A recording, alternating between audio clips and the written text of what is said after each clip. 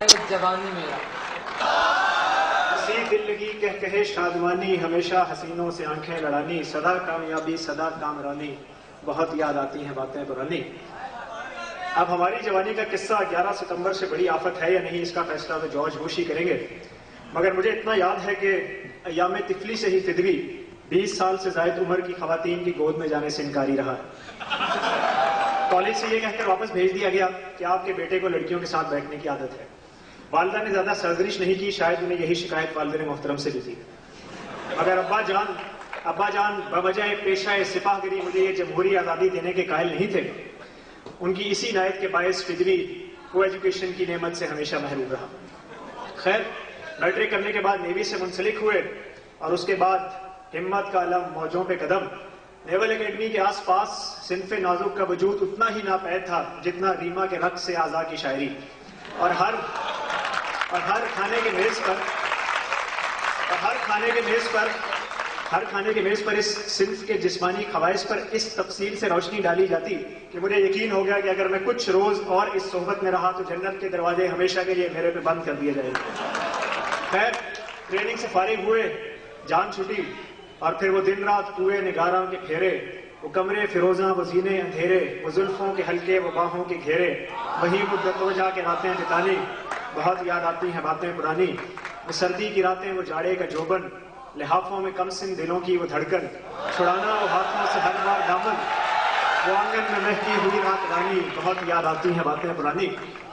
اور پھر طرفہ تماشا یہ کہ ہمیں احباب بھی وہ میسر آئے کہ جو اوباشی اور اخلاق باختگی میں ایک نئے مکتبہ فکر کے بانی ہیں۔ ایک صاحب یوسف کے نام کا اثر شکل و صورت پر بالکل نہیں، شکل اسے یکسر پاک، نرسوں سے خاص رغبت رکھتے ہیں۔ ایک دن فرمانے لگے کہ میں نے ایک نرس سے پوچھا کہ نوکری کیسی چل رہی ہے، تو کہنے لگی سر نوکری کا کیا ہے، سارا دن یس سر کرتے گزر جاتا ہے اور ساری رات نو سر کرتے۔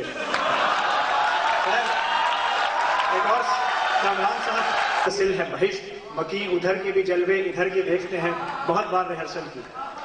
خیر، وہ زمانہ تو یوں گزرا کہ رات کو یہ عالم ہوتا تھا کہ دی مؤذن نے شب وصل اذاں پچھلے پہر، ہائے کم وقت کو کس وقت خدا یاد آیا۔ اور دن کو یہ روٹین تھی کہ جہاں لڑکی دیکھی پیچھے پیچھے چل پڑے، خوبصورتی کوئی شرط نہیں، لمبا چوڑا تعلق رکھنا نہیں۔ شاعر مشرق نے خود فرمایا کہ جو کبوتر پر جھپٹنے میں مزہ ہے اے پسر، وہ مزہ شاید کبوتر کے لہو میں بھی نہیں۔ خیر ہمارا قصہ جوانی ملکی مسائل پر ہی محدود رہتا۔ اگر حکومت وقت ہمیں باہر نہ بھیجتی تو وہاں جا کر ہم نے دیکھا کہ ہم کو تو میسر نہیں، مٹی کا دیا بھی گھر پیر کا بجلی کے چراغوں سے ہے روشن۔ جہاں جاؤ یوں محسوس ہوتا تھا کہ بے واچ کی شوٹنگ چل رہی ہے۔ تب مجھے احساس ہوا کہ اگر انگریز نے ہم پہ 100 سال حکومت کی ہے تو اس کی غیر سیاسی وجوہات میر جعفر اور میر صادق کے علاوہ کچھ اور بھی تھی، کہ عرض کلیسا کا ہر ماہ پارا، سنا ہے اس کے بدن کی تراش ایسی ہے کہ پھول اپنی قبائیں قطر کے دیکھتے ہیں، سنا ہے چشم تصور سے دشت امگا میں پلنگ زاویے اس کی کمر کے دیکھتے ہیں۔ تو ہماری اس کثرت اختلاط سے جیلس اور حسرت اختلاط میں مبتلا چند سینئرز نے کہا کہ ٹھیک ہے عیشی کر لو، مگر یاد رکھو کہ ایڈز بہرحال لا علاج مرض ہے۔ مگر میں نے اس چیز کا کوئی غم نہیں لگایا، کوئی حفاظتی تدابیر اختیار نہیں کی، کیونکہ مومن ہے تو بے تیغ بھی لڑتا ہے سپاہی۔ اس کے بعد وہ شب و روز یوں گزرے، دل دے کے چلنا کہ کشتی چلی جائے جیسے کمانی، بہت یاد آتی ہیں باتیں پرانی۔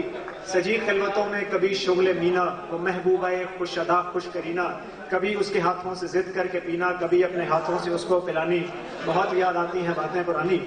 خیر، یورپ سے واپسی پر مایوسی تو بہت ہوئی، مگر جلد ہی دور بھی ہو گئی، کیونکہ ماشاءاللہ ہمارا ملک بھی کسی سے پیچھے نہیں ہے۔ ذرا نم ہو تو یہ مٹی بڑی زرخیز ہے ساتھی۔ اور ڈش اور کیبل نے وہ نمی تو فراہم کر ہی دی ہے، اسی لیے اب سائمہ اور پامیلا اینڈرسن کی جسمانی مماثلت کے موازنے کے لیے آپ کو چشم بینا کی ضرورت نہیں ہے۔